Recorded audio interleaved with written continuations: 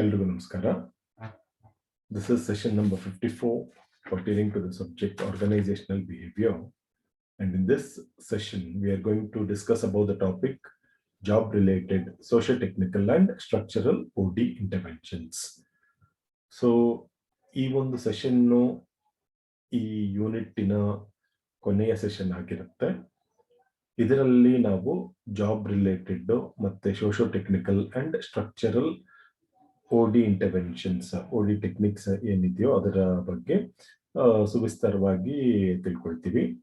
And ಇದಕ್ಕಿಂತ ಮುಂಚೆ ನಾವು ಈ ಒಂದು ಯೂನಿಟ್ ಅಲ್ಲಿ ಆರ್ಗನೈಸೇಷನ್ ಚೇಂಜ್ ಅಂಡ್ ಡೆವಲಪ್ಮೆಂಟ್ ಅಂತ ಯೂನಿಟ್ ಹೆಸರು. ಈ ಒಂದು ಯೂನಿಟ್ ಅಲ್ಲಿ ಮೊದಲನೇದಾಗಿ ಆರ್ಗನೈಸೇಷನ್ ಚೇಂಜ್ ಬಗ್ಗೆ ತಿಳ್ಕೊಂಡ್ವಿ, ಆಮೇಲೆ ಆರ್ಗನೈಸೇಷನ್ ಡೆವಲಪ್ಮೆಂಟ್ ಬಗ್ಗೆ ತಿಳ್ಕೊಂಡ್ವಿ. ಆರ್ಗನೈಸೇಷನ್ ಡೆವಲಪ್ಮೆಂಟ್ ಅಲ್ಲಿ we read about the definition, meaning and features in one session, and then the assumptions and objectives in the other session, and next third session nalli we read about the OD strategies for personal concern. So illi ನಾವು we are going to discuss in deep about the job related OD interventions, ಕೆಲಸಕ್ಕೆ ಸಂಬಂಧಿಸಿದ techniques ಏನಿದೆಯೋ ಅದರ ಬಗ್ಗೆ ನಾವು detail ಆಗಿ ತಿಳ್ಕೊಳ್ಳಿದ್ದೇವೆ. ಮತ್ತೆ ಸಾಮಾಜಿಕ ತಾಂತ್ರಿಕ ಟೆಕ್ನಿಕ್ಸ್ ಏನಿದೆ ಅಂಡ್ ರಚನಾತ್ಮಕ ಟೆಕ್ನಿಕ್ಸ್ ಬಗ್ಗೆ, ಇಂಟರ್ವೆನ್ಷನ್ಸ್ ಬಗ್ಗೆ ನಾವು ತಿಳ್ಕೊಳ್ಳಿದ್ದೇವೆ. We are going to discuss. To begin with, in the previous session, as I already told you, we had discussed immediate previous session ನಲ್ಲಿ OD interventions relating to personal concern ಏನಿದೆಯೋ ಅದರ ಬಗ್ಗೆ ನಾವು detail ಆಗಿ ತಿಳ್ಕೊಂಡ್ವಿ. ಅದರಲ್ಲಿ sensitivity training, transactional analysis, process consultation, team building interventions and third party interventions, individual counselling, ಮತ್ತೆ life and career planning and finally role playing ಬಗ್ಗೆ ಡೀಟೇಲ್ ಆಗಿ ತಿಳ್ಕೊಂಡ್ವಿ. So that was related to the individual ಅಂತ ಹೇಳ್ಬಹುದು. Personal concern ಅಂತ ಅಂದ್ರೆ ವೈಯಕ್ತಿಕ ಅಭಿವೃದ್ಧಿಯ ಟೆಕ್ನಿಕ್ಸ್ ಅಂತ ಹೇಳ್ಬಹುದು. ಅವೆಲ್ಲ ಈ ಒಂದು ಸೆಷನ್ ನಲ್ಲಿ we are going to discuss about the job related socio technical and structural OD interventions. So after completion of this session, the outcome would be to provide a theoretical framework about the job-related socio-technical and structural OD interventions.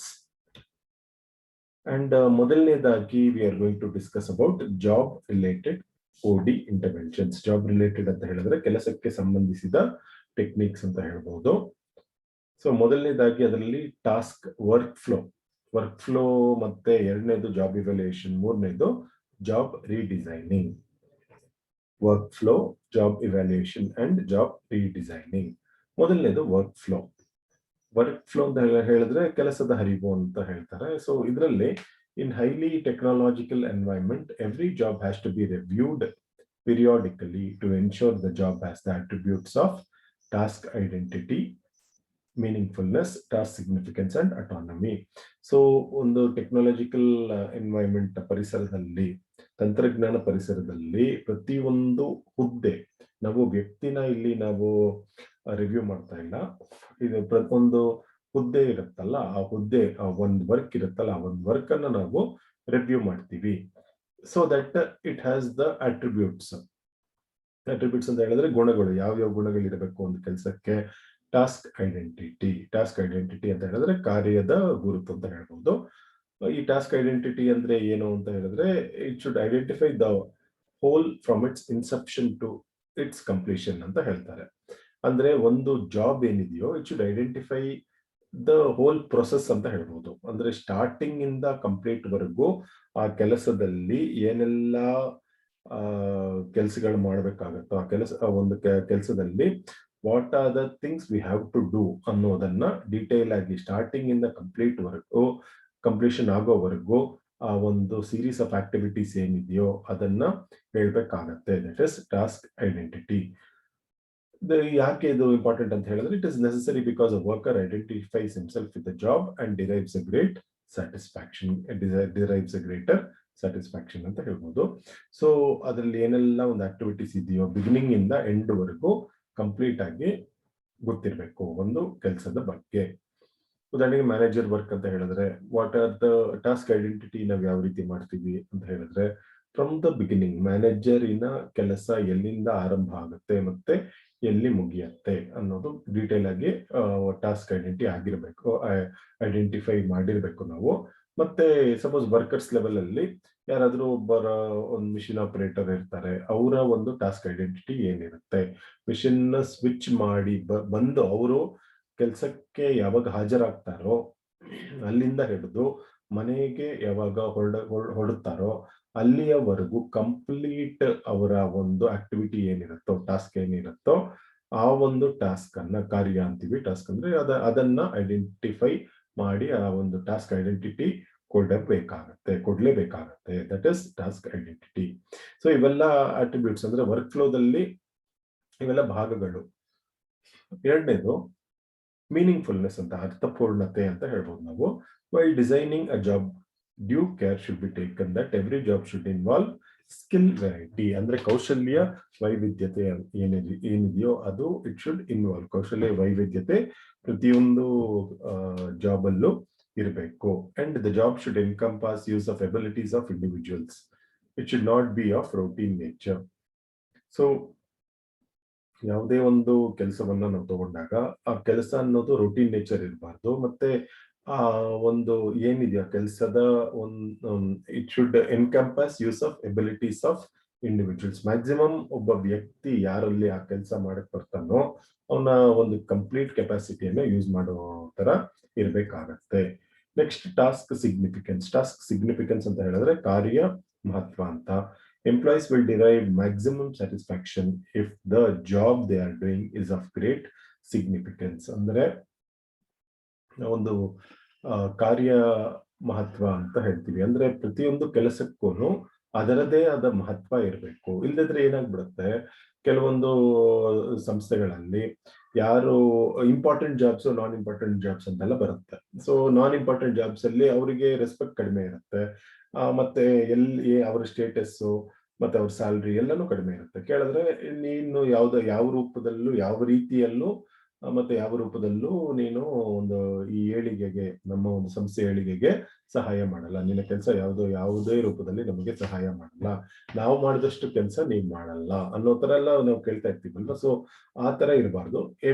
Every one should have equal task. ಮತ್ತೆ every job should have its own significance ಅಂತ ಹೇಳ್ಬೋದು.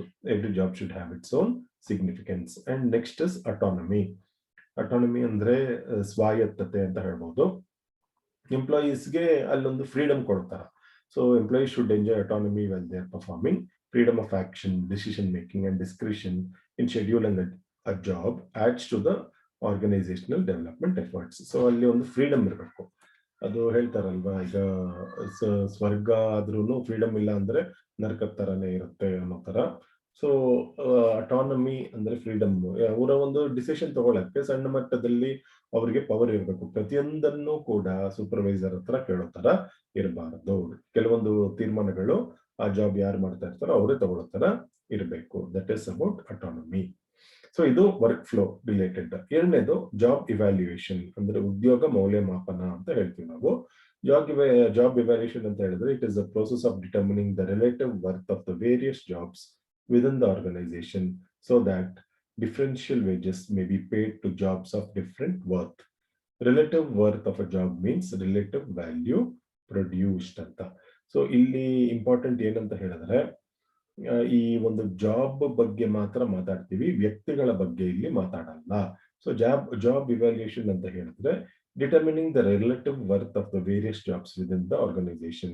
ಒಂದು ಸಂಸ್ಥೆಯಲ್ಲಿ ಒಂದು ಹುದ್ದೆ ಇರುತ್ತಲ್ಲ, ಹುದ್ದೆಗಳು ಏನೇನಿರುತ್ತೋ ಅದರ ವರ್ತ್, ಅದು ಎಷ್ಟು ನಮಗೆ ಮೌಲ್ಯ ಅನ್ನೋದನ್ನ ನಾವು ತೀರ್ಮಾನ ಮಾಡೋದೇ job evaluation. So that differential wages may be paid to different jobs ಅನ್ನೋ ತರ. ಅಂದ್ರೆ ಈಗ ಮ್ಯಾನೇಜರ್ ಅನ್ನೋದು ಹುದ್ದೆ, ಅದು ನಾವು ವ್ಯಕ್ತಿ ಅಂತ ನೋಡಲ್ಲ. ಈಗ ಜಾಬ್ ಇವ್ಯಾಲ್ಯೂಯೇಷನ್ ಅಲ್ಲಿ ಆ ಹುದ್ದೆ ಇರುತ್ತೆ, ಆ ಹುದ್ದೆಗೆ ಎಷ್ಟು ಸಂಬಳ. ನೆಕ್ಸ್ಟ್ ಅವ್ರ ಕೆಳಗಡೆ ಸೂಪರ್ವೈಸರ್ ಹುದ್ದೆಗೆ ಎಷ್ಟು ಸಂಬಳ ನಾವು ಫಿಕ್ಸ್ ಮಾಡಬೇಕು.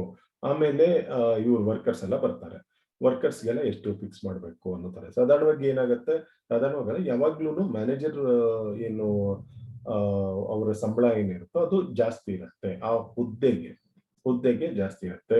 ಸೊ ಹುದ್ದೆಗೆ ಸೆಲೆಕ್ಷನ್ ಮಾಡುವಾಗ ಅದು ಬೇರೆ, ನಾವು ಬೇರೆ ರೀತಿಯಾದ ಒಂದು ಪರ್ಫಾರ್ಮೆನ್ಸ್ ಇವ್ಯಾಲ್ಯೂಯೇಷನ್ ಅಂತೆಲ್ಲ ನಾವು ಮಾಡ್ತೀವಿ. ಅವ್ರಿಗೆ ನೆಕ್ಸ್ಟ್ ಹೈಯರ್ ಇನ್ಕ್ರಿಮೆಂಟ್ ಕೊಡ್ಬೇಕಾ, ಹೈಯರ್ ಪೋಸ್ಟ್ ಪ್ರಮೋಷನ್ ಕೊಡ್ಬೇಕಾ ಅಂತೆಲ್ಲ. ಬಟ್ ಇನಿಷಿಯಲ್ ಸ್ಟೇಜಸ್ ಅಲ್ಲಿ ಆ ಹುದ್ದೆಗೆ ಎಷ್ಟು ಹಣ ಕೊಡ್ಬೇಕಾಗತ್ತೆ, ನಾವು ಎಷ್ಟು ಸಂಬಳವನ್ನ ಕೊಡ್ಬೇಕಾಗತ್ತೆ ಅನ್ನೋದನ್ನ ತೀರ್ಮಾನ ಮಾಡೋದೇ job evaluation. So job evaluation is not ranking the job holder, that is important here. ಆ ಜಾಬ್ ಹೋಲ್ಡರ್ ಯಾರು ಇರ್ತಾರೋ ಅವ್ರನ್ನ ನಾವು ರ್ಯಾಂಕ್ ಮಾಡಲ್ಲ. Only the job, worth of the job ಏನಿದೆಯೋ ಅದನ್ನ ಮಾತ್ರ ರ್ಯಾಂಕ್ ಮಾಡ್ತೀವಿ. ಜಾಬ್ ಹೋಲ್ಡರ್ ನ ರ್ಯಾಂಕ್ ಮಾಡೋದು, as I told, it is performance evaluation ಅಂತ ಏನಿದೆ ಅದು, ಅಂದ್ರೆ ಕಾರ್ಯಕ್ಷಮತೆಯ ವಿಶ್ಲೇಷಣೆ ಅಂತ ನಾವು ಹೇಳ್ತೀವಲ್ವಾ, that is performance evaluation. And ಮೂರನೇದು ಜಾಬ್ ರೀಡಿಸೈನಿಂಗ್ ಸ್ಟ್ರಾಟಜೀಸ್ ಅಂತ, ಅಂದ್ರೆ ಉದ್ಯೋಗ ಮರುವಿನ್ಯಾಸ ತಂತ್ರಗಳು ಅಂತ ಹೇಳ್ಬೋದು. So job design refers to the study of jobs, tasks and constellation of tasks. It includes job enrichment, job enlargement, job characteristics model and social information processing perspectives ಅಂತ. ಅಂದ್ರೆ ಇಲ್ಲಿ ಈ ಜಾಬ್ ರೀಡಿಸೈನ್ ಸ್ಟ್ರಾಟಜಿ ಏನಿದೆಯೋ ತಂತ್ರಗಳು, ಅದು what it deals ಅಂದ್ರೆ it is the study of jobs, ಅಂದ್ರೆ ಕಾರ್ಯ ಅಂತ ನಾವು ಹೇಳ್ತೀವಿ. ಟಾಸ್ಕ್ಸ್ ಅಷ್ಟೇ, ಜಾಬ್ ಅಂದ್ರೆ ಹುದ್ದೆಗಳು, ಟಾಸ್ಕ್ ಅಂದ್ರೆ ಕಾರ್ಯ, ಮತ್ತೆ ಕಾನ್ಸ್ಟಲೇಷನ್ ಆಫ್ ಟಾಸ್ಕ್ಸ್ ಅಂದ್ರೆ ಗ್ರೂಪ್ ಆಫ್ ಟಾಸ್ಕ್ಸ್ ಅಂತ ಹೇಳ್ಬೋದು. And it includes job enrichment ಅಂತ ಹೇಳಿದ್ರೆ ಉದ್ಯೋಗ ಪುಷ್ಟೀಕರಣ ಅಂತ ಹೇಳ್ಬೋದು, ಮತ್ತೆ ಜಾಬ್ ಎನ್ಲಾರ್ಜ್ಮೆಂಟ್. ಜಾಬ್ ಎನ್ರಿಚ್ಮೆಂಟ್ಗೂ ಜಾಬ್ ಎನ್ಲಾರ್ಜ್ಮೆಂಟ್ಗೂ ವ್ಯತ್ಯಾಸ ಏನಂತ ಹೇಳಿದ್ರೆ, ಜಾಬ್ ಎನ್ರಿಚ್ಮೆಂಟ್, ಜಾಬ್ ಎನ್ಲಾರ್ಜ್ಮೆಂಟ್ ಅನ್ನೋದು ಹಾರಿಜಾಂಟಲ್ ಎಕ್ಸ್ಪಾನ್ಷನ್ ಆಫ್ ಜಾಬ್ಸ್ ಅಂತ ಹೇಳ್ತೀವಿ. ಅಂದ್ರೆ ಒಂದು ಹುದ್ದೆ ಇರುತ್ತೆ, ಅದೇ ಲೆವೆಲ್ ಅಲ್ಲಿ ಆ ಒಂದು ಹುದ್ದೆಗೆ ಅಡಿಷನಲ್ ಕೆಲಸ ಕೊಟ್ಟು, ಅಡಿಷನಲ್ ಪವರ್ ಕೊಟ್ಟು, ಅಡಿಷನಲ್ ಜವಾಬ್ದಾರಿಯನ್ನ ಕೊಡ್ತೀವಿ ನಾವು. ಅದೇ ಒಂದು ರೇಂಜ್ ಅಲ್ಲಿ ಇರುತ್ತೆ ಹುದ್ದೆಯಲ್ಲಿ. ಆದ್ರೆ ಮೇಲ್ಮಟ್ಟಕ್ಕೆ ಹೋಗಲ್ಲ. ಮೇಲ್ಮಟ್ಟಕ್ಕೆ ಹೋದ್ರೆ ಅದು ಜಾಬ್ ಎನ್ರಿಚ್ಮೆಂಟ್ ಆಗುತ್ತೆ. ಸೊ ವರ್ಟಿಕಲ್ ಎಕ್ಸ್ಪಾನ್ಷನ್ ಅಂತ ಹೇಳ್ತೀವಿ ಜಾಬ್ ಎನ್ರಿಚ್ಮೆಂಟ್ ಅನ್ನ, ವರ್ಟಿಕಲ್ ಎಕ್ಸ್ಪಾನ್ಷನ್ ಅಂತ. ಸೊ ಜಾಬ್ ಎನ್ರಿಚ್ಮೆಂಟ್ ಅನ್ನೋದು ಉದ್ಯೋಗ ಪುಷ್ಟೀಕರಣ, ಜಾಬ್ ಎನ್ಲಾರ್ಜ್ಮೆಂಟ್ ಅನ್ನೋದು ಉದ್ಯೋಗ ವಿಸ್ತರಣೆ ಅಂತ ಹೇಳ್ಬಹುದು. So these are the things that are involved in job redesign strategies. So ಈ ಮೂರನ್ನು ಜಾಬ್ ರಿಲೇಟೆಡ್ OD ಇಂಟರ್ವೆನ್ಷನ್ಸ್. ಮೊದಲನೇದು ವರ್ಕ್ ಫ್ಲೋ ಅಲ್ಲಿ ಅಗೇನ್ ಅಟ್ರಿಬ್ಯೂಟ್ಸ್ ಯಾವ್ದಿದೆ, task identity, meaningfulness, task significance and autonomy. Next job evaluation ಅಂದ್ರೆ it is the process of determining the relative worth of the various jobs within the organisation. ಮೂರನೇದು job redesigning strategy. Job redesigning ಸ್ಟ್ರಾಟಜಿಯಲ್ಲಿ job design ಬರುತ್ತೆ, ಮತ್ತೆ tasks and constellation of tasks. Next socio technical intervention. So socio technical intervention ಅಲ್ಲಿ ಮತ್ತೆ 4 techniques ಬರುತ್ತೆ. ಮೊದಲನೇದು system analysis, ಅಂದ್ರೆ ವ್ಯವಸ್ಥೆಯ ವಿಶ್ಲೇಷಣೆ ಅಂತ ಹೇಳ್ತೀವಿ. ಎರಡನೇದು ಫ್ಲೆಕ್ಸಿಬಲ್ ವರ್ಕ್ ಅವರ್ಸ್. ಮೂರನೇದು ಜಾಬ್ ಶೇರಿಂಗ್ ಫೆಸಿಲಿಟೀಸ್. ನಾಲ್ಕನೇದು again job evaluation and role analysis techniques ಅಂತ ಹೇಳ್ತೀವಿ. ಮೊದಲನೇದು ಇಲ್ಲಿ ಸಿಸ್ಟಮ್ ಅನಾಲಿಸಿಸ್ ಅಂದ್ರೆ an organization should study environment both external and internal. ಅಂದ್ರೆ ಆ ಪರಿಸರ ಏನಿದೆಯೋ, ಒಂದು ಸಂಸ್ಥೆಯ ಪರಿಸರ, ಆಂತರಿಕ ಮತ್ತು ಬಾಹ್ಯ ಪರಿಸರವನ್ನ ಡೀಟೇಲ್ ಆಗಿ ಅವರು ಅನಲೈಸ್ ಮಾಡಬೇಕಾಗತ್ತೆ. ಅಂಡ್ ಅದ್ರ ಜೊತೆಗೆ the socio economic factors like standard of living, social demands on employees, aspirations of children and the ability of the individual to fulfill the same. So ಮನೆಯಲ್ಲಿ ಮಕ್ಕಳು ಇರ್ತಾರೆ, ಅವರ ಒಂದು ಆಸೆಗಳೇನಿರುತ್ತೆ ಅದನ್ನ ಒಬ್ಬ ವ್ಯಕ್ತಿ ಈಡೇರ್ಸಕ್ಕಾಗತ್ತಾ ಇಲ್ವಾ, ಅವ್ನ್ ಬರೋ ಸಂಬಳದಲ್ಲಿ, ಅಥವಾ ಅವ್ನಿಗಿರೋ ಸ್ಟೇಟಸ್ ಏನಿದೆಯೋ, ಸೋಷಿಯಲ್ ಸ್ಟೇಟಸ್ ಏನಿದೆಯೋ ಅದರ ಪ್ರಕಾರ ಒಂದು ಆಸೆಗಳನ್ನ ಈಡೇರ್ಸಕ್ಕಾಗತ್ತಾ ಇಲ್ವಾ ಅನ್ನೋದೆಲ್ಲ ನಾವು ಸಿಸ್ಟಮ್ ಅನಾಲಿಸಿಸ್ ಅಲ್ಲಿ ನೋಡ್ಬೇಕಾಗುತ್ತೆ. ಅದರ ಜೊತೆಗೆ demographic factors also play a dominant role in the organisational development paradigm. So based on the above factors, an organization should design its reward system so that the employee is able to live in a desired level and meet its social obligation. So ಈ ಕಾರಣಗಳನ್ನೆಲ್ಲ ನಾವು ತಗೊಂಡು ಏನ್ ಮಾಡ್ಬೇಕಂತ ಹೇಳಿದ್ರೆ, ಆ ಹುದ್ದೆ ಯಾವ ರೀತಿ ಇರಬೇಕು ಅಂತ ಹೇಳಿದ್ರೆ, ರಿವಾರ್ಡ್ ಸಿಸ್ಟಮು ಅಷ್ಟೇ. ಅಂದ್ರೆ ಯಾವ ರೀತಿ ಒಂದು ಸನ್ಮಾನಕ್ಕಿಂತ ಒಂದು ಮಾನಿಟರಿ ಬೆನಿಫಿಟ್ಸ್ ಕೊಡೋದು ಯಾವ ರೀತಿ ಇರಬೇಕು ಅಂತ ಹೇಳಿದ್ರೆ, ಅಲ್ಲಿ ನಾವು ಆ ಒಬ್ಬ ಎಂಪ್ಲಾಯಿ ಏನಿರ್ತಾನೋ ಅವನು ಅಥವಾ ಅವಳು ಆ ಒಂದು ಡಿಸೈರ್ಡ್ ಲೆವೆಲ್ ಏನಿರುತ್ತೋ, ಡಿಸೈರ್ಡ್ ಲೆವೆಲ್ ಆಫ್ ಲಿವಿಂಗ್ ಅಂತ ನಾವೇನ್ ಹೇಳ್ತೀವಿ, ಆ ಡಿಸೈರ್ಡ್ ಲೆವೆಲ್ ಆಫ್ ಲಿವಿಂಗ್ ಅನ್ನ he has to live and also meet the social obligation.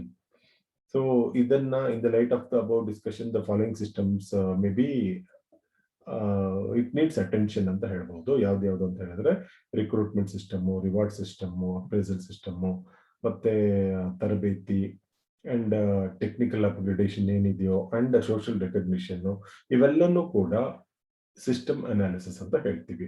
System analysis ಅಲ್ಲಿ ಇವೆಲ್ಲನೂ ಕೂಡ ಬರುತ್ತೆ. Next is flexible work hours. Flexible work hours ಅಂತ ಹೇಳಿದ್ರೆ, it is an important aspect of socio-technical intervention. ಇದರಲ್ಲಿ ಏನಂತ ಹೇಳಿದ್ರೆ, ಒಂದು ಫ್ಲೆಕ್ಸಿಬಲ್ ಆಗಿ ವರ್ಕ್ ಮಾಡೋದಕ್ಕೆ ಅವಕಾಶ ಕೊಡೋದು. ಅಂದ್ರೆ ಎಲ್ಲಾ ಹುದ್ದೆಗಳಲ್ಲೂ ಇದಾಗಲ್ಲ ಈ ಒಂದು ಫ್ಲೆಕ್ಸಿಬಲ್ ವರ್ಕ್ ಅವರ್ಸ್ ಕೊಡಕ್ಕೆ.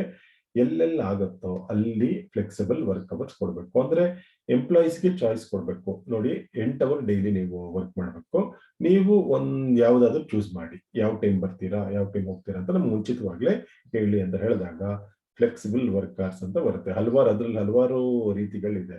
ಅಂದ್ರೆ ಸ್ಟಾರ್ಟಿಂಗ್ ಪಾಯಿಂಟ್ ಮಾತ್ರ ಸಿಸ್ಟಮ್ ಇವ್ರು ಹೇಳ್ತಾರೆ, ಮ್ಯಾನೇಜ್ಮೆಂಟ್ನವರು. ಎಂಡಿಂಗ್ ಪಾಯಿಂಟ್ ಅವ್ರ ಇಷ್ಟ. ಮಿನಿಮಮ್ 2 ಅವರ್ಸ್ ವರ್ಕ್ ಮಾಡ್ಬಿಟ್ಟು 6 ಅವರ್ಸ್ ಅವ್ರ ಇಷ್ಟ. 8 ಅವರ್ಸ್ ವರ್ಕ್ ಅಲ್ಲಿ 2 ಅವರ್ಸ್ ಮ್ಯಾನೇಜ್ಮೆಂಟ್ ಪರ್ಟಿಕ್ಯುಲರ್ ಟೈಮ್ ಹೇಳುತ್ತೆ, ಉಳಿದಿರೋ 6 ಅವರ್ಸ್ ಇವ್ರು ಯಾವಾಗ ಬೇಕಾದ್ರೂ ಬರ್ಬೋದು, ಯಾವಾಗ ಬೇಕಾದ್ರೂ ಹೋಗ್ಬೋದು. ಬಟ್ ಆ ನಿರ್ದಿಷ್ಟ ಅವಧಿ ಅವ್ರು ಹೇಳಿದ್ಮೇಲೆ ಆ ನಿರ್ದಿಷ್ಟ ಅವಧಿಗೆ ಬರ್ಲೇಬೇಕಾಗುತ್ತೆ. ಅವರು ಮುಂಚಿತವಾಗಿ ತಿಳಿಸ್ಬೇಕಾಗುತ್ತೆ. ಇನ್ನು ಕೆಲವೊಂದು ಸಂಸ್ಥೆಗಳಲ್ಲಿ ನೀವು ತಿಳಿಸೋದೇ ಬೇಡ, ಯಾವಾಗ್ಲಾದ್ರೂ ವರ್ಕ್ ಮಾಡ್ಕೊಳ್ಳಿ, ಬಟ್ 8 ಅವರ್ಸ್ ನೀವು ಲಾಗಿನ್ ಆಗಿರ್ಬೇಕು. ಅಂದ್ರೆ 8 ಅವರ್ಸ್ ನಮ್ಮ ಒಂದು ಸಂಸ್ಥೆ ಒಳಗಡೆ ನೀವಿರ್ಬೇಕಾಗತ್ತೆ ಅಂತ ಕೆಲವೊಂದೆಲ್ಲ ಕಂಡೀಷನ್ಸ್ ಹೇಳ್ತಾರೆ. ಯಾವಾಗ ಈ ಫ್ಲೆಕ್ಸಿಬಲ್ ವರ್ಕ್ ಅವರ್ಸ್ ಬರುತ್ತೋ ಅವಾಗ ಏನಾಗುತ್ತೆ, ಬ್ಯಾಲೆನ್ಸ್ ಮಾಡಕ್ಕಾಗತ್ತೆ. ಸೊ ಅಂದ್ರೆ ಇಬ್ರು ಹಸ್ಬೆಂಡ್ ಅಂಡ್ ವೈಫ್ ಇಬ್ರು ಕೂಡ ಏನಾದ್ರು ಕೆಲ್ಸಕ್ಕೆ ಹೋಗ್ತಾ ಇದ್ರೆ, ಅವಾಗ ಒಬ್ರು ಡೇ ಶಿಫ್ಟ್ ತಗೊಂಡು ಇನ್ನೊಬ್ರು ನೈಟ್ ಶಿಫ್ಟ್ ತಗೊಳ್ಳೋ ತರ, ಅಥವಾ ಒಬ್ರು ಮಧ್ಯಾಹ್ನದ ಅವಧಿಯಲ್ಲಿ ತಗೊಂಡು ಇನ್ನೊಬ್ರು ಸಂಜೆ ಮೇಲೆ ಹೋಗೋ ತರ ಎಲ್ಲ ಪ್ಲಾನ್ ಮಾಡ್ಕೋಬಹುದು. So this is important. Next, job sharing ಅಂತ. Job sharing facilities. ಈ ಜಾಬ್ ಶೇರಿಂಗ್ ಫೆಸಿಲಿಟೀಸ್ ಅಲ್ಲಿ organizations should create job sharing facilities within the organization and may also have tie-ups with other organizations for sharing the job. ಒಂದು job ಅನ್ನ ಇನ್ನೊಬ್ಬರ ಜೊತೆ share ಮಾಡೋದೇ job sharing ಅಂತ ಹೇಳ್ತಾರೆ. This is particularly required for research and development branch of any organization. Job sharing creates additional facility without any monetary burden on the organization, and optimum utilization of resources is achieved. So ಒಂದು job ಅನ್ನ ಇಬ್ರು share ಮಾಡಿದಾಗ ಅದೇನಾಗುತ್ತೆ, ಒಂದೇ ಮನಿ ಕೊಡ್ತಾರೆ, but ಅವರು ಅದನ್ನ ಹಂಚ್ಕೋಬೇಕಾಗತ್ತೆ. ಅದರಿಂದ ಏನಾಗತ್ತೆ ಅಂತ ಹೇಳಿದ್ರೆ, ಕೆಲವೊಬ್ರು ಒಂದು ಕಡೆ ವರ್ಕ್ ಮಾಡ್ಬಿಟ್ಟು ಇನ್ನೊಂದು ಅದೇ ಜಾಬ್ ಇನ್ನೊಬ್ರು ಮಾಡ್ತಾ ಇರ್ತಾರೆ, ಬೇರೆ ಕಡೆ ಹೋಗಿ ವರ್ಕ್ ಮಾಡಬಹುದು. ಸೊ ಒಂದು ಅವರಿಗೆ ಫ್ಲೆಕ್ಸಿಬಿಲಿಟಿ ಇರುತ್ತೆ. Next is job evaluation and role analysis technique. An individual should be trained in handling more than one job so that if a need arises, he or she could be gainfully employed in a different role.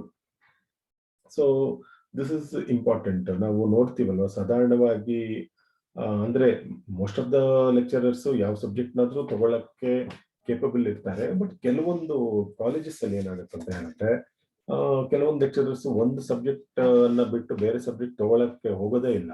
ಕೇಳಿದ್ರೆ 3 ವರ್ಷ 10 ವರ್ಷದಿಂದ ನಾನು ಇದೇ subject ಮಾಡ್ತಾ ಇದ್ದೀನಿ, 15 ವರ್ಷದಿಂದ ಇದೇ subject ಮಾಡ್ತಾ ಇದ್ದೀನಿ, I will not take other subject ಅನ್ನೋ ತರ ಹೇಳ್ತಾರೆ. This is wrong. Subject rotation ಅನ್ನೋದು ಇದ್ರೆ ಏನಾಗ್ಬಿಡುತ್ತೆ ಅಂತ ಹೇಳಿದ್ರೆ, ಯಾರಾದ್ರೂ ಸಪೋಸ್ ಒಬ್ಬ ಪರ್ಮನೆಂಟ್ ಫ್ಯಾಕಲ್ಟಿ ಬೇರೆ ಕಡೆ ಟ್ರಾನ್ಸ್ಫರ್ ಆಗ್ತಾರೆ, ಮತ್ತೆ ಗೆಸ್ಟ್ ಫ್ಯಾಕಲ್ಟಿ ಅವ್ರಿಗೆ ಆ ಸಬ್ಜೆಕ್ಟ್ ತಗೊಳಕ್ ಆಗ್ಲಿಲ್ಲ ಅಂತ ಹೇಳಿದಾಗ ಇವ್ರು ಎಲ್ಲಾ ಸಬ್ಜೆಕ್ಟ್ಸ್ ತಗೊಳ್ಳೋ ತರ ಇದ್ರೆ ಒಂದು ಸಂಸ್ಥೆಗೆ ತುಂಬಾ ಅನುಕೂಲ ಆಗುತ್ತೆ. ಸಂಸ್ಥೆಗಿಂತ ಸ್ಟೂಡೆಂಟ್ಸ್ಗೆ ತುಂಬಾ ಅನುಕೂಲ ಆಗುತ್ತೆ. ಯಾರೋ ಒಬ್ರು ಹೊಸದಾಗಿ ಡೆಪ್ಯುಟೇಷನ್ ಬಂದವರು ಅಥವಾ ಹೊಸದಾಗಿ ರಿಕ್ರೂಟ್ಮೆಂಟ್ ಆದವರು ಅಥವಾ ಗೆಸ್ಟ್ ಫ್ಯಾಕಲ್ಟಿ ಹೊಸೊಬ್ರು ಬಂದು ಆ ಒಂದು ಸಬ್ಜೆಕ್ಟ್ ತಗೊಳ್ಳೋ ಬದಲು ಯಾರು ಇರ್ತಾರೋ ಆಲ್ರೆಡಿ ಸ್ವಲ್ಪ ಟಫ್ ಸಬ್ಜೆಕ್ಟ್ಸ್ ಇರುತ್ತಲ್ವಾ, ಯಾರು ಇರ್ತಾರೋ ಅವರೇ ಅದನ್ನ ತಗೊಂಡ್ರೆ seniors, it will be very useful. But this is not the system that is being followed in most of the colleges. ಅವ್ರು ಏನಂತ ಹೇಳಿದ್ರೆ, ಯಾರಾದ್ರೂ ಹಾಳಾಗೋಗ್ಲಿ, ಏನಾದ್ರೂ ಹಾಳಾಗೋಗ್ಲಿ, ಸ್ಟೂಡೆಂಟ್ಸ್ ಆದ್ರೂ ಹಾಳಾಗೋಗ್ಲಿ, ಬೇರೆ ಅಡ್ಮಿನಿಸ್ಟ್ರೇಷನ್ ಅಥವಾ ಕಾಲೇಜ್ ಡೆವಲಪ್ ಆಗದಿದ್ರು ಪರವಾಗಿಲ್ಲ, ನನ್ನ ಒಂದು ಕಂಫರ್ಟ್ ಸಬ್ಜೆಕ್ಟ್ಸ್ ಏನಿದೆಯೋ, ನನಗೆ ಕಂಫರ್ಟಬಲ್ ಸಬ್ಜೆಕ್ಟ್ಸ್ ಏನಿರುತ್ತೋ ಅದನ್ನು ಮಾತ್ರ ನಾನು ತಗೊಳ್ತೀನಿ. It's not only permanent faculties, it's also guest faculties. ಕೆಲವೊಬ್ರು ಗೆಸ್ಟ್ ಫ್ಯಾಕಲ್ಟೀಸ್ ಇದೇ ಒಂದು ಆಟಿಟ್ಯೂಡ್ ಇಟ್ಕೊಂಡಿರ್ತಾರೆ, ನನಗೆ ಅದೇ ಸಬ್ಜೆಕ್ಟ್ ಬೇಕು ಅಂದ್ರೆ ಅದೇ ಬೇಕು, ನನ್ ಬೇರೆ ಯಾವುದು ತಗೊಳ್ಳಲ್ಲ ಅನ್ನೋ ಒಂದು ಕಾನ್ಸೆಪ್ಟ್ ಇರುತ್ತಲ್ಲ, ಇದು ಸಂಸ್ಥೆಗಳಲ್ಲೂ ಆಗುತ್ತೆ. ಈಗ ಉದಾಹರಣೆಗೆ ಪೋಸ್ಟಲ್ ಡಿಪಾರ್ಟ್ಮೆಂಟ್ ಅಲ್ಲಿ ದೇರ್ ಇಸ್ ಅನ್ ಇದು ಕೌಂಟರ್ಸ್ ಅಲ್ಲಿ ನೀವು ನೋಡಿರ್ತೀರ, ಎಲ್ಲ ಕೂತ್ಕೊಂಡಿರ್ತಾರೆ, ಎಸ್ ಬಿ ಕೌಂಟರ್ ಇದೆ, ಮತ್ತೆ ರಿಜಿಸ್ಟ್ರೇಷನ್ ಬುಕ್ಕಿಂಗ್ ಇದೆ, ಅದೆಲ್ಲ ಅದೇನ್ ಮಾಡ್ತಾ ಇರ್ತಾರೆ 6 months ಒನ್ಸ್ ಅಥವಾ 1 year ಒನ್ಸ್. ಬ್ಯಾಂಕ್ ಅಲ್ಲೂ ಅಷ್ಟೇ, they keep changing dum, job rotation ಅಂತ ಹೇಳ್ತೀವಿ. ರೊಟೇಟ್ ಮಾಡಿದಾಗ ಏನಾಗತ್ತೆ ಅಂತ ಹೇಳಿದ್ರೆ, ಒಬ್ಬ ವ್ಯಕ್ತಿ ಆದಷ್ಟು ಎಲ್ಲಾ ಕೆಲಸಗಳನ್ನ ಕಲಿತಾರೆ. ಕಲ್ತಾಗ ಯಾರಾದ್ರೂ ಇನ್ನೊಬ್ರು ವ್ಯಕ್ತಿ ಸಡನ್ ಆಗಿ ರಜಾ ಹೋದ್ರು ಅಥವಾ ಬೇರೆ ಒಂದು ಟೈಮಲ್ಲಿ ಎರಡೂ ಬ್ರಾಂಚ್ ನೋಡ್ಕೋಬೇಕಾಗತ್ತೆ ಅಂತ ಬಂದಾಗ ಓವರ್ ಟೈಮ್ ಅಲೌನ್ಸ್ ಕೊಡ್ತಾರೆ ಅನ್ಕೊಳ್ಳಿ. ಬಟ್ ವರ್ಕ್ ಗೊತ್ತಿರ್ಬೇಕಲ್ಲ, ವರ್ಕ್ ಗೊತ್ತಿದ್ರೆ ನೀವು ಓವರ್ ಟೈಮ್ ಮಾಡಕ್ಕಾಗತ್ತೆ, ವರ್ಕೇ ಗೊತ್ತಿಲ್ಲ ಅಂದ್ರೆ ಹಿಂಗ್ ಓವರ್ ಟೈಮ್ ಮಾಡಕ್ಕಾಗತ್ತಲ್ವಾ. So this is important. Role analysis ಅಂತ ಏನ್ ಹೇಳ್ತೀವಿ, ಅದು it plays a very important role in the development of the individual as well as in the development of the organization. So ಇದು ಆದಷ್ಟು ಒಬ್ಬ ವ್ಯಕ್ತಿ ಒಂದು ಸಂಸ್ಥೆಯಲ್ಲಿ ಎಲ್ಲ ಕೆಲಸಗಳನ್ನ ಕಲ್ತ್ಕೊಂಡು ಒಂದು ಅವಶ್ಯಕತೆ ಬಂದಾಗ ಎಲ್ಲ ಕೆಲಸಗಳನ್ನ ಮಾಡೋ ತರ ಇರಬೇಕು. ಅಂದ್ರೆ ಎಲ್ಲ ಒಟ್ಟಿಗೆ ಮಾಡಕ್ಕಾಗಲ್ಲ, ಬಟ್ ಏನಾದ್ರೂ ಯಾವ್ದು ಇಂಪಾರ್ಟೆಂಟ್ ಇರುತ್ತೋ ಆ ಕೆಲಸವನ್ನ ಮಾಡೋ ಒಂದು ಕೆಪಾಸಿಟಿ ಬೆಳೆಸ್ಕೋಬೇಕಾಗತ್ತೆ. Next structural interventions. Structural interventions ಅಲ್ಲಿ, ಸ್ಟ್ರಕ್ಚರಲ್ ಟೆಕ್ನಿಕ್ಸ್ ಅಲ್ಲಿ 3 ಟೆಕ್ನಿಕ್ಸ್ ಬರುತ್ತೆ. ಮೊದಲನೇದು ಚೇಂಜ್ ಇನ್ ಫಿಸಿಕಲ್ ಸೆಟ್ಟಿಂಗ್, ಎರಡನೇದು ಫಾರ್ಮಲೈಸೇಷನ್, ಮೂರನೇದು ಆರ್ಗನೈಸೇಷನಲ್ ಮಿರರಿಂಗ್. ಸೊ ಒಂದೊಂದಾಗಿ ನೋಡೋಣ. ಸೊ ಸ್ಟ್ರಕ್ಚರಲ್ ಇಂಟರ್ವೆನ್ಷನ್ ಅಲ್ಲಿ 3 ಇಂಪಾರ್ಟೆಂಟ್ ಇಂಟರ್ವೆನ್ಷನ್ಸ್ ಇದೆ. ಮೊದಲನೇದು ಚೇಂಜ್ ಇನ್ ಫಿಸಿಕಲ್ ಸೆಟ್ಟಿಂಗ್, ಎರಡನೇದು ಫಾರ್ಮಲೈಸೇಷನ್, ಮೂರನೇದು organisational mirroring. Change in physical setting. Change in physical setting ಅಂತ ಹೇಳಿದ್ರೆ, physical setting and its importance on productivity is a subject on which a lot of work has been done. The objective of ideal physical setting of machinery is to reduce physical fatigue to the worker and afford his maximum physical convenience in doing the job. This involves layout of the machinery, position of the operator, availability of tools and raw materials. This also involves the supervision that is required to be carried out by the supervisors. And ಇದರ objective ಏನಿದೆ ಅಂತ ಹೇಳಿದ್ರೆ, it is to improve the productivity. And ನಾವು ನೋಡಿದ್ವಿ Taylor, he had done a pioneering work on the subject in early 20th century when management concepts were in evolution stage. So physical setting ಅಂತ ಹೇಳಿದ್ರೆ, ಈಗ ಒಂದು machine ಎಲ್ಲಿ ಅದನ್ನ ನಾವು ಇಟ್ರೆ ಎಲ್ಲರಿಗೂ, ಆ ಮೆಷಿನ್ಗೂ ಕೂಡ ವರ್ಕ್ ಮಾಡೋದಕ್ಕೆ ಈಸಿ ಆಗ್ಬೇಕು, ಮತ್ತೆ ಆಪರೇಟರ್ ಯಾರು ಇರ್ತಾರೋ ಅವ್ರಿಗೂ ಕೂಡ ಈಸಿ ಆಗ್ಬೇಕು. ಅಂಡ್ ಆ ಸ್ಪೇಸ್ ಏನಿದೆಯೋ, ಲಿಮಿಟೆಡ್ ಸ್ಪೇಸ್ ಇರುತ್ತೆ, ಮ್ಯಾಕ್ಸಿಮಮ್ ಬೆನಿಫಿಟ್ ಅನ್ನ ನಾವು ತಗೋಬೇಕಾಗತ್ತೆ. ಆ ತರ ನಾವು ಅರೇಂಜ್ಮೆಂಟ್ಸ್, ಮೇನ್ ಫಿಸಿಕಲ್ ಸೆಟ್ಟಿಂಗ್ ಅಂತ ಹೇಳಿದ್ರೆ ಒಂದು ಆರ್ಗನೈಸೇಷನ್ ನಲ್ಲಿ ನಾವು ಯಾವ ರೀತಿ ಅರೇಂಜ್ಮೆಂಟ್ ಮಾಡ್ಕೊಳ್ತೀವಿ ಅದು ಇಂಪಾರ್ಟೆಂಟ್ ಆಗುತ್ತೆ. ಈಗ ಮೆಷಿನ್ ಒಂದ್ ಕಡೆ ಇರ್ಬೋದು, ಮತ್ತೆ ಕಂಪ್ಯೂಟರ್ ಆಪರೇಟರ್ಸ್ ಎಲ್ಲ ಏನಿದೆ ಒಂದ್ ಕಡೆ ನಾವು ಕರೆಕ್ಟ್ ಆಗಿ ಒಬ್ಬೊಬ್ರಿಗೆ ಒಂದೊಂದು ಟೇಬಲ್ ಎಲ್ಲ ಕೊಟ್ಬಿಟ್ಟು ನೀಟಾಗಿ ಅರೇಂಜ್ಮೆಂಟ್ ಮಾಡ್ಬಿಟ್ರೆ ಅಲ್ಲೇನಾಗುತ್ತೆ, ಸ್ಪೇಸ್ ಉಳಿಸೋದು ತುಂಬಾ ಇಂಪಾರ್ಟೆಂಟ್ ಆಗುತ್ತೆ. ನಾವು ನೋಡ್ತಾ ಇರ್ತೀವಿ ಕೆಲವೊಂದು ಆರ್ಗನೈಸೇಷನ್ ಅಲ್ಲಿ ವೇಕೆಂಟ್ ಸ್ಪೇಸಸ್ ಕಾಣಿಸ್ತಾ ಇರುತ್ತೆ ನಮಗೆ. ವೇಕೆಂಟ್ ಸ್ಪೇಸಸ್ ಆದಷ್ಟು ಇರಬಾರ್ದು. ಅಂಡ್ ಇನ್ನೊಂದು ಚೇಂಬರ್ ಅಲ್ಲಿ ಏನಾಗುತ್ತೆ, ಎಲ್ಲರೂ ಪಕ್ಕದಲ್ಲೇ ಕೂತ್ಕೊಂಡಿರ್ತಾರೆ, ಆ ಒಂದು ಪ್ರೈವಸಿ ಇರಲ್ಲ. ಮತ್ತೆ ಅವರು ಒಬ್ರು ಹೊರಗಡೆ ಹೋಗ್ಬೇಕು ಅಂದ್ರೂ ಕೂಡ ಅವ್ರನ್ನ ದಾಟ್ಕೊಂಡೇ ಹೋಗ್ಬೇಕಾಗತ್ತೆ. ಅಂಡ್ ಒಂದು ಇದಿರ್ತಾರ, ಆಟೋ ಅಲ್ಲಿ ಕೂತ್ಕೊಂಡಂಗೆ ಯಾರಾದ್ರೂ ಒಬ್ರು ಇಳಿಬೇಕು, ಅಂದ್ರೆ ಕೊನೆಯಲ್ಲಿ ಕೂತಿರೋರು ಇಳಿಬೇಕು ಅಂತ ಹೇಳಿದ್ರೆ ಫಸ್ಟ್ ಯಾರು ಇಳಿದಾರೋ ಅವ್ರು ಇಳಿದ ಮೇಲೆ, ಸೆಕೆಂಡ್ ಅವ್ರು ಇಳಿದ ಮೇಲೆ ಮೂರನೇವರು ಇಳಿಯೋ ತರ ಆಗುತ್ತೆ. ಹಂಗೆ ಕೆಲವೊಂದು ಸಂಸ್ಥೆಗಳಿವೆ. The reason why this has happened is because they have not planned well for the physical setting. ಆ ಫಿಸಿಕಲ್ ಸೆಟ್ಟಿಂಗ್ ಅಂತ ಹೇಳಿದ್ರೆ ಸ್ಪೇಸ್ ಮತ್ತೆ accommodation of the missions, accommodation of people, accommodation of various other assets ಏನೇನಿದೆಯೋ ಎಲ್ಲಾನು ಕೂಡ minimum space ಅಲ್ಲಿ maximum utilisation ಮಾಡ್ಕೋಬೇಕು ಅನ್ನೋದ್ರ ಬಗ್ಗೆ ಈ ಒಂದು change in physical setting it is an intervention. So structure ಬಗ್ಗೆ ವೆನ್ ವಿ ಡೀಲ್, ಸ್ಟ್ರಕ್ಚರ್ ಅಂದ್ರೆ ರಚನಾತ್ಮಕ ಟೆಕ್ನಿಕ್ಸ್ ಅಂತೀವಲ್ವಾ ಅದು. ಎರಡನೇದು ಫಾರ್ಮಲೈಸೇಷನ್ ಅಂತ. ಫಾರ್ಮಲೈಸೇಷನ್ ಅಂತ ಹೇಳಿದ್ರೆ it refers to the extent to which policies, procedures, rules, regulations exist in the organisation. And policies ಅಂತ ಹೇಳಿದ್ರೆ they are the basic guidelines and principles on which the organisational objectives are to be fulfilled. Policies ಅನ್ನೋದು it is laid with the great thought ಅಂತ ಹೇಳ್ಬೋದು. ಯಾಕಂದ್ರೆ they are the indicative of the culture the organisation wants to follow. So policies ಅದೇ ರೀತಿ procedures ಇರ್ಬೋದು, rules ಇರ್ಬೋದು, ಮತ್ತೆ regulations ಏನೇನೆಲ್ಲ ಇದೆಯೋ ಅದು ರೈಟಿಂಗ್ ಅಲ್ಲಿ ಇರಬೇಕು. ಒಂದು ಆರ್ಗನೈಸೇಷನ್ ನಾವು ಆರ್ಗನೈಸೇಷನ್ ಅನ್ನ ಇಟ್ ಇಸ್ ಇಂಪ್ರೂವಿಂಗ್ ಅಥವಾ it is a standard organisation ಅಂತ ಯಾವಾಗ ಹೇಳ್ತೀವಿ ಅಂತ ಹೇಳಿದ್ರೆ ಈ ರೂಲ್ಸ್, ರೆಗ್ಯುಲೇಷನ್ಸ್ ಎಲ್ಲಾನು ಕೂಡ ರೈಟಿಂಗ್ ಅಲ್ಲಿ ಇರಬೇಕು. ಮತ್ತೆ ಇನ್ಫಾರ್ಮ್ ಆಗಿರ್ಬೇಕು ಎಲ್ಲರಿಗೂ, ಅಲ್ಲಿರುವ ವರ್ಕರ್ಸ್ ಯಾರ್ಯಾರು ಇರ್ತಾರೆ ಎಲ್ಲ ಪ್ರತಿಯೊಂದು ಹಂತದಲ್ಲೂ ಕೂಡ ಪ್ರತಿಯೊಂದು ಸಿಬ್ಬಂದಿಗೂ ಕೂಡ ಅದು ಇನ್ಫಾರ್ಮ್ ಮಾಡಿರ್ಬೇಕು. ಅವರು ಮಾಡಿದಾಗ ಏನಾಗತ್ತೆ ಅಂತ ಹೇಳಿದ್ರೆ ಎಲ್ಲರಿಗೂ they'll be aware of the rules. ಮತ್ತೆ ವಯಲೇಷನ್, ಆ ರೂಲ್ ಅನ್ನ ವಯಲೇಷನ್ ಮಾಡಿದ್ರೆ ಯಾವ ರೀತಿಯಾದ ಒಂದು ಪನಿಷ್ಮೆಂಟ್ ಸಿಗತ್ತೆ ಅವ್ರಿಗೆ ಅದು ಕೂಡ ಅಲ್ಲಿ ಬರ್ದಿರ್ಬೇಕು. ಇಲ್ಲದ್ರೆ ಏನಾಗ್ಬಿಡುತ್ತೆ, smoking is prohibited in the campus ಅಂತ ಹೇಳ್ತಾರೆ, ಅದು ಒಂದು ಬೋರ್ಡು ಹಾಕಿರ್ತಾರೆ ಅಂತ ಇಟ್ಕೊಳ್ಳೋಣ. ಬಟ್ ನೀವು ಸ್ಮೋಕ್ ಮಾಡಿದ್ರೆ ಏನ್ ಆಗತ್ತೆ ಅನ್ನೋದು ರೂಲ್ಸ್ ಅಲ್ಲಿ ಬರ್ದಿರ್ಬೇಕು. ಅದು ಆ ಎಂಪ್ಲಾಯೀಸ್ಗೂ ಕೂಡ ಗೊತ್ತಿರ್ಬೇಕು. ಗೊತ್ತಾದ್ರೆ ಮಾತ್ರ ಏನಾಗುತ್ತೆ, ಆ ರೂಲ್ಸ್ ಅನ್ನ ಬ್ರೇಕ್ ಮಾಡಕ್ಕೆ ಹೋಗಲ್ಲ. ಇಲ್ಲದ್ರೆ ಸ್ಮೋಕಿಂಗ್ ಇಸ್ ಪ್ರೊಹಿಬಿಟೆಡ್ ಅಂತ ಹೇಳಿದ್ರೆ ಆಯ್ತು, ಸ್ಮೋಕ್ ಮಾಡಿದ್ರೆ ಏನ್ ಮಾಡ್ತಾರೆ, ಎಲ್ಲೋ ಇಲ್ಲ ಅಲ್ವಾ ಅನ್ನೋ ತರ ಕೆಲವೊಂದು ನಾವು ಕೇಸಸ್ ಎಲ್ಲ ನೋಡಿದೀವಿ. ಅಂದ್ರೆ they can't be punished under particular law. ಯಾಕಂದ್ರೆ ಅದರ ವೈಲೇಷನ್ ಮಾಡಿದ್ರೆ ಲಾನ್ನ ಏನ್ ಪನಿಷ್ ಮಾಡ್ಬೇಕು ಅನ್ನೋದು ಗೊತ್ತಿರಲ್ಲ. ಕೆಲವೊಂದು ಹಳೆ ಕಾಲದಲ್ಲೇ ಆತರ ಎಲ್ಲ ಇತ್ತು. ಆಮೇಲೆ ಹಲವಾರು ಚೇಂಜಸ್ ಆಯ್ತು ನಮ್ಮ ಜುಡಿಷಿಯಲ್ ಸಿಸ್ಟಮ್ ಅಲ್ಲಿ. ತುಂಬಾ ಚೇಂಜಸ್ ಆಗಿ ಈಗ ಇಟ್ಸ್ ವೆರಿ ಕ್ಲಿಯರ್ ಯಾವ್ಯಾವ ಪನಿಷ್ಮೆಂಟ್ಗೆ ಏನೆಲ್ಲ, ಯಾವ್ಯಾವ ಕ್ರೈಮ್ಗೆ ಏನೆಲ್ಲ ಪನಿಷ್ಮೆಂಟ್ ಕೊಡಬೇಕು ಅನ್ನೋದು ಇಟ್ಸ್ ವೆರಿ ಕ್ಲಿಯರ್.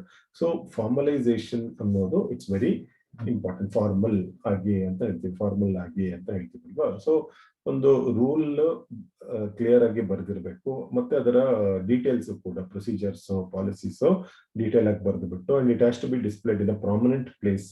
ಎಲ್ಲರೂ ನೋಡೋ ತರ ಒಂದು ಇರಬೇಕು. ಅದು ಬರೀ ಡಾಕ್ಯುಮೆಂಟ್ ಮ್ಯಾನೇಜರ್ಗಳಿಗೆ ಮಾತ್ರ ಅಲ್ಲ, ಎಲ್ಲರೂ ಕೂಡ ಆ ಒಂದು ಡಾಕ್ಯುಮೆಂಟ್ಸ್ ಏನಿದೆ, ಸಂಸ್ಥೆಯ ದಾಖಲೆಗಳೆಲ್ಲ ಏನಿದೆ relating to policies, procedures, rules ಮತ್ತೆ ರೆಗ್ಯುಲೇಷನ್ಸ್ ಎಲ್ಲರೂ ಕೂಡ ನೋಡೋ ತರ ಇರಬೇಕು. This is about formalization. And finally, organizational mirroring. Organizational mirroring ಅಂತ ಹೇಳಿದ್ರೆ it is an intervention technique to assess and improve organization's effectiveness by obtaining feedback from the organizations it is interacting. When an organization experiences difficulties working with other organizations, it can seek assistance from these organizations. ಅಂದ್ರೆ ಈಗ ಒಂದು ಸಂಸ್ಥೆಯಲ್ಲಿ ಸಂಸ್ಥೆಗೆ ಏನಾದ್ರೂ ಒಂದು ಸಮಸ್ಯೆ ಆಗ್ತಾ ಇತ್ತು ಅಂತ ಇಟ್ಕೊಳ್ಳೋಣ. ಸೊ ಆ ಸಂಸ್ಥೆ ಏನ್ ಮಾಡುತ್ತೆ, ಇತರೆ ಸಂಸ್ಥೆಗಳು, ಇಲ್ಲಿ ಸಂಸ್ಥೆ ಅಂತ ಹೇಳಿದ್ರೆ ನಾಟ್ ಎಕ್ಸಾಕ್ಟ್ಲಿ ಅನ್ ಆರ್ಗನೈಸೇಷನ್, ಒಂದು ಸಂಸ್ಥೆ ಆದ್ರೂ ಇತರೆ ಸಂಸ್ಥೆ ಆದ್ರೂ ಇರ್ಬೋದು, ಅಥವಾ stake holders, outside stake holders ಅಂತ ಏನೇನಿದೆಯೋ, ಬಾಹ್ಯ ಸ್ಟೇಕ್ ಹೋಲ್ಡರ್ಸ್ ಯಾರ್ಯಾರು ಇರ್ತಾರೋ ಅವರೆಲ್ಲರೂ ಕೂಡ ಅವರ ಒಪಿನಿಯನ್ ಅನ್ನ ಕಲೆಕ್ಟ್ ಮಾಡೋ ಒಂದು ಸಿಸ್ಟಮ್ ಅನ್ನ ಫಾಲೋ ಮಾಡೋದೇ ಆರ್ಗನೈಸೇಷನಲ್ ಮಿರರಿಂಗ್ ಅಂತ ಹೇಳ್ತೀವಿ ನಾವು. ಸೊ ನಮ್ಮ ಬಗ್ಗೆ ಕನ್ನಡಿ ಇಟ್ಕೊಂಡು ನೋಡ್ದಂಗೆ, ನಮ್ಮ ಬಗ್ಗೆ ನಾವು ಒಂದು ಕನ್ನಡಿಯಲ್ಲಿ ನೋಡಿದಾಗ ಇತರರು ನಮ್ಮ ಬಗ್ಗೆ ಏನ್ ಹೇಳ್ತಾರೆ, ಏನೆಲ್ಲ ನಮ್ಮ ಬಗ್ಗೆ ಅಭಿಪ್ರಾಯಗಳು ಏನಿದೆ ಅದೆಲ್ಲ ಒಂದು ತಿಳ್ಕೊಳ್ಳೋದೆ ಆರ್ಗನೈಸೇಷನಲ್ ಮಿರರಿಂಗ್ ಅಂತಾನು ಹೇಳ್ಬೋದು, ಒಂದು ಜನರಲ್ ಮೀನಿಂಗ್ ಅಲ್ಲಿ. ಸೊ ಒಂದು ಪ್ರೊಸೀಜರ್ ಇದೆ ಅದೆಲ್ಲ. The process of organisation mirroring is, ಮೊದಲನೇದು representative from outside organisations like suppliers, government organisations and others with whom the host organization, ಅಂದ್ರೆ ಯಾವ ಆರ್ಗನೈಸೇಷನ್ಗೆ ಸಮಸ್ಯೆ ಇದೆಯೋ ಆ ಒಂದು ಆರ್ಗನೈಸೇಷನ್ ಹೋಸ್ಟ್ ಆರ್ಗನೈಸೇಷನ್ ಅಂತ ಹೇಳ್ತೀವಿ. So these representatives are invited for mirroring or reflect back their perception. ಅವರ ಒಂದು ಗ್ರಹಿಕೆ ಏನಿದೆಯೋ, ಯಾರ್ಯಾರು ಗವರ್ಮೆಂಟ್ ಇರ್ಬೋದು, ಅಥವಾ ಸಪ್ಲೈಯರ್ಸ್ ಇರ್ಬೋದು, ಅಥವಾ ಇತರೆ ಬಾಹ್ಯ ವ್ಯಕ್ತಿಗಳು ಆರ್ಗನೈಸೇಷನ್ಗೆ ರಿಲೇಟ್ ಆಗಿರೋರು, ಅವ್ರು ಬಂದು ಅವರ ಒಂದು ಅನಿಸಿಕೆ ಮತ್ತೆ ಅವರ ಗ್ರಹಿಕೆ, ನಮ್ಮ ಆರ್ಗನೈಸೇಷನ್ ಬಗ್ಗೆ ನಿಮ್ಮ ಗ್ರಹಿಕೆ ಏನಿದೆ ಅನ್ನೋದ್ರ ಬಗ್ಗೆ ಹೇಳಕ್ಕೆ ಅವ್ರನ್ನ ನಾವು ಕರೆಸ್ತೀವಿ. ಅಂಡ್ ಅದ್ರ ಜೊತೆಗೆ ನಮ್ಮ ಸಂಸ್ಥೆಯಿಂದ ಯಾರು ಅಂದ್ರೆ ಔಟ್ಸೈಡ್ ಏಜೆನ್ಸಿಗೆ ಈ ಒಂದು ಕೆಲಸವನ್ನು ಕೊಟ್ಟಿರ್ತೀವಿ ಫೆಸಿಲಿಟೇಟರ್ ಆಗಿ ನೀವು ಅಂತ. ಕನ್ಸಲ್ಟೆಂಟ್ ಒಬ್ರು ಇರ್ತಾರೆ, ಈಸ್ ಯೂಶಲಿ ಔಟ್ಸೈಡರ್. ಅವ್ರೇನ್ ಮಾಡ್ತಾರೆ, ಈ interviews the people attending the meeting in advance. ಅವ್ರು ಬರೋಕ್ ಮುಂಚೆ ಅಂದ್ರೆ ಗೌರ್ಮೆಂಟ್ ಇಂದ ರೆಪ್ರೆಸೆಂಟೇಟಿವ್ಸ್ ಇರ್ಬೋದು, ಸಪ್ಲೈಯರ್ಸ್ ಇರ್ಬೋದು, ಎಲ್ಲರ ಜೊತೆ ಒಂದು ಬಿಫೋರ್ ಹ್ಯಾಂಡ್ ಒಂದು ಮೀಟಿಂಗ್ ಮಾಡಿರ್ತಾರೆ ಕನ್ಸಲ್ಟೆಂಟ್. ಅಂಡ್ ಕನ್ಸಲ್ಟೆಂಟ್ ಮೀಟಿಂಗ್ ಮಾಡಿದಾಗ he or she will come to know the magnitude of the problem the host organization is facing. ಅಂದ್ರೆ ಯಾವ ಗಾತ್ರದ ಪ್ರಾಬ್ಲಮ್ ಇದೆ ಅನ್ನೋದು ಗೊತ್ತಾಗತ್ತೆ, ಯಾವ ಲೆವೆಲ್ಗೆ ಆ ಪ್ರಾಬ್ಲಮ್ ಫೇಸ್ ಮಾಡ್ತಾ ಇದೆ ದ ಹೋಸ್ಟ್ ಆರ್ಗನೈಸೇಷನ್ ಅನ್ನೋದು ಗೊತ್ತಾಗುತ್ತೆ. And after that the host organisation should be genuine in wanting to resolve the problems it is facing with the external organizations, and then only organizational mirroring can be of use. And finally, host organization should implement the action plan developed during the meeting. ಅಂದ್ರೆ brief ಆಗಿ ಇನ್ನೊಂದ್ಸಲ procedure ಹೇಳ್ಬೇಕು ಅಂದ್ರೆ, suppose ಇತರರ ಜೊತೆಗೆ outsiders ಜೊತೆಗೆ ಏನಾದ್ರು ಒಂದು ಸಮಸ್ಯೆ ಇದ್ದಾಗ ನಾವು ಏನ್ ಮಾಡ್ತೀವಿ, ಒಬ್ಬ ಕನ್ಸಲ್ಟೆಂಟ್ ಅನ್ನ ನಾವು ಅಪಾಯಿಂಟ್ ಮಾಡ್ತೀವಿ. ಅವರು ಒಂದು ಮೀಟಿಂಗ್ ಅರೇಂಜ್ ಮಾಡ್ತಾರೆ. ಆ ಮೀಟಿಂಗ್ ಅಲ್ಲಿ ಏನಾಗುತ್ತೆ, ಸಪ್ಲೈಯರ್ಸ್, ಗೌರ್ಮೆಂಟ್ ಅವರೆಲ್ಲರೂ ಬರ್ತಾರೆ. ಬರೋಕ್ ಮುಂಚೆ ಕನ್ಸಲ್ಟೆಂಟ್ ಏನ್ ಮಾಡ್ತಾರೆ ಅಂತ ಹೇಳಿದ್ರೆ, ಅವರ ಜೊತೆ ಬಾಹ್ಯ ವ್ಯಕ್ತಿಗಳು ಇರ್ತಾರಲ್ಲ, ಅವ್ರ ಜೊತೆ ಆಲ್ರೆಡಿ ಮಾತಾಡ್ಬಿಟ್ಟು ಆಲ್ರೆಡಿ ಏನೇನ್ ಸಮಸ್ಯೆ ಇದೆ ಅಂತ ತಿಳ್ಕೊಂಡು ಬಂದಿರ್ತಾರೆ. ಬಂದಾಗ ಅದಕ್ಕೆ ಒಂದು ಪರಿಹಾರ ಮುಖಾಮುಖಿ ಇರುತ್ತೆ. ನಮ್ಮ ಒಂದು ಸಂಸ್ಥೆ ಮತ್ತೆ ನಮ್ಮ ಬಾಹ್ಯ ಸಂಸ್ಥೆಗೆ ಬಾಹ್ಯ ವ್ಯಕ್ತಿಗಳು ಯಾರ್ಯಾರು ಇರ್ತಾರೆ ಅಂದ್ರೆ ಸಪ್ಲೈಯರ್ಸ್, ಗೌರ್ಮೆಂಟ್ ಎಲ್ಲ ಇರ್ತಾರಲ್ವಾ, ಗೌರ್ಮೆಂಟಿನ ರೆಪ್ರೆಸೆಂಟೇಟಿವ್ಸ್ ಅವರೆಲ್ಲ ಇರ್ತಾರಲ್ವಾ. ಸೊ ಅವರ ಜೊತೆ ಮುಖಾಮುಖಿ ಆಗುತ್ತೆ in the presence of the consultant. ಆ ಒಂದು ಸಿಚುವೇಶನ್ ಅಲ್ಲಿ ನಮ್ಮ ಆರ್ಗನೈಸೇಷನ್ ಬಗ್ಗೆ ಅವರ ಅಭಿಪ್ರಾಯಗಳು ಏನೇನಿದೆ ಅದೆಲ್ಲ ಗೊತ್ತಾಗುತ್ತೆ. ಮತ್ತೆ ನಾವು ಅದನ್ನ ತಿಳ್ಕೊಂಡು ಆದಷ್ಟು ಅದನ್ನ ನಾವು ಇಂಪ್ಲಿಮೆಂಟ್ ಮಾಡಬೇಕು. ಅವ್ರೇನಾದ್ರೂ ಇಲ್ಲ, ನೀವು ಈ ರೂಲ್ಸ್ ಅನ್ನ ಫಾಲೋ ಮಾಡ್ತಾ ಇಲ್ಲ, ನೀವು ಈಗ ಒಂದು ಸಿಂಪಲ್ ಉದಾಹರಣೆ, ತುಂಬಾ ಜನ ಮಾಸ್ಕ್ ಹಾಕದೇ ಇರ್ಬೋದು, ಅದಕ್ಕೆ ಗವರ್ಮೆಂಟ್ ಅಫಿಷಿಯಲ್ಸ್ ಸ್ವಲ್ಪ ಆಕ್ಷೇಪಣೆ, they would have raised their objection. ಅದನ್ನೆಲ್ಲ ಸರಿಪಡಿಸ್ಕೊಳ್ಳೋ ತರ ನಾವು ಮಾಡ್ಕೋಬೇಕು. ಮತ್ತೆ ನಮ್ಮ ಆರ್ಗನೈಸೇಷನ್, ಹೋಸ್ಟ್ ಆರ್ಗನೈಸೇಷನ್ ಅಂತ ನಾನು ಏನ್ ಹೇಳಿದ್ನೋ, they have to be serious in implementing the changes. Action plan ಏನಿದೆ ಅದನ್ನ ಇಂಪ್ಲಿಮೆಂಟ್ ಮಾಡೋದಕ್ಕೆ ಅವರು ಆಸಕ್ತಿಯನ್ನ ತೋರಿಸ್ಬೇಕಾಗತ್ತೆ. So this is about organisational mirroring. And these are the references which I had referred. ಈ ಒಂದು ಸ್ಟಡಿ ಮೆಟೀರಿಯಲ್ ಮತ್ತೆ PPTs ಅನ್ನ ಪ್ರಿಪೇರ್ ಮಾಡೋದಕ್ಕೆ. ಸೊ ಅಗೇನ್ ಜಸ್ಟ್ ಒಂದು ಸ್ಮಾಲ್ ರಿವಿಷನ್ ಮಾಡೋಣ. OD ಇಂಟರ್ವೆನ್ಷನ್ಸ್ 4 ರೀತಿ ಇದೆ. ಒಂದು personal concern, relating to personal concern. ಎರಡನೇದು ಜಾಬ್ ರಿಲೇಟೆಡ್ OD ಇಂಟರ್ವೆನ್ಷನ್ಸ್. ಮೂರನೇದು ಸೋಶಿಯೋ ಟೆಕ್ನಿಕಲ್ ಇಂಟರ್ವೆನ್ಷನ್ಸ್. ನಾಲ್ಕನೇದು ಸ್ಟ್ರಕ್ಚರಲ್ ಇಂಟರ್ವೆನ್ಷನ್ಸ್. ಸೊ ಇವೆಲ್ಲ ಇಂಟರ್ವೆನ್ಷನ್ಸ್ ಅಂತ ಹೇಳಿದ್ರೆ ಟೆಕ್ನಿಕ್ಸ್, ಆರ್ಗನೈಸೇಷನ್ ಡೆವಲಪ್ಮೆಂಟ್ ಆಗೋದಕ್ಕೆ, ಒಂದು ಸಂಸ್ಥೆ ಅಭಿವೃದ್ಧಿ ಆಗೋದಕ್ಕೆ ಈ ಟೆಕ್ನಿಕ್ಸ್ ಅನ್ನ ಬಳಸಿದ್ರೆ ಖಂಡಿತ ಒಂದು ಸಂಸ್ಥೆ ಅಭಿವೃದ್ಧಿ ಆಗತ್ತೆ. So with this unit comes to an end. ಇದರಲ್ಲಿ ನಾವು ಈ ಯೂನಿಟ್ ಅಲ್ಲಿ ನಾನು ಮೊದಲೇ ಹೇಳಿದಂಗೆ, ಸೆಷನ್ ಬಿಗಿನಿಂಗ್ ಅಲ್ಲಿ ಹೇಳಿದಂಗೆ, we had read about the organisation change ಬಗ್ಗೆ ಡೀಟೇಲ್ ಆಗಿ ಓದಿದ್ವಿ. ಮತ್ತೆ ಆರ್ಗನೈಸೇಷನಲ್ ಡೆವಲಪ್ಮೆಂಟ್, ಅದರ ಮೀನಿಂಗ್, ಫೀಚರ್ಸ್, ಡೆಫಿನಿಷನ್, ಮತ್ತೆ ಅಸಂಪ್ಷನ್ಸ್, ಆಬ್ಜೆಕ್ಟಿವ್ಸ್ ಅಂಡ್ ಇಂಟರ್ವೆನ್ಷನ್ಸ್ ಎಲ್ಲ ಏನೇನಿದೆ, 4 ರೀತಿಯಾದ ಬ್ರಾಡ್ ಹೆಡ್ಸ್, 4 ರೀತಿಯಾದ ಇಂಟರ್ವೆನ್ಷನ್ಸ್ ಇದೆ. ಮತ್ತೆ ಅದರಲ್ಲಿ ಒಂದು ಟೆಕ್ನಿಕ್ಸ್ ಏನೇನಿದೆ ಅದನ್ನೆಲ್ಲ ಡೀಟೇಲ್ ಆಗಿ ತಿಳ್ಕೊಂಡಿದ್ದೀವಿ. So thank you one and all. And I wish all of you a very good luck. ನಿಮ್ಮ ಒಂದು ಎಜುಕೇಶನ್ ಕೆರಿಯರ್ ಏನಿದೆಯೋ, let it be bright. And attitudes ಅಲ್ಲಿ ಹಲವಾರು ನನ್ನ ಅನಿಸಿಕೆಗಳನ್ನು ಕೂಡ ಹೇಳಿದ್ದೀನಿ. ಆಟಿಟ್ಯೂಡ್ಸ್ ಮತ್ತೆ ಪರ್ಸೆಪ್ಷನ್ ಅಲ್ಲಿ ಆದಷ್ಟು ನಾವು ನಮ್ಮ ಒಂದು ಮನಸ್ಸು ಏನಿದೆಯೋ ಅದನ್ನ ಪಾಸಿಟಿವ್ ಕಡೆ ತಗೊಂಡು ಹೋಗೋಣ. ನಮ್ಮ ಏಳಿಗೆ ಕಡೆಗೆ ನಾವು ಕಷ್ಟಪಡೋಣ ಅಂತ ಹೇಳ್ತಾ ಇದ್ದೀನಿ. ಅಂಡ್ ಫೈನಲಿ ಐ ಥ್ಯಾಂಕ್ ನಮ್ಮ Bangalore North University and DCE, ನಮ್ಮ ಡಿಪಾರ್ಟ್ಮೆಂಟ್ ಏನಿದೆ, department of higher education, collegiate education ಏನಿದೆಯೋ ಅವರಿಗೆ I really thank wholeheartedly for giving me this opportunity to present my work in LMS. But I wish I wish all the students all the very best for all your endeavors. Thank you.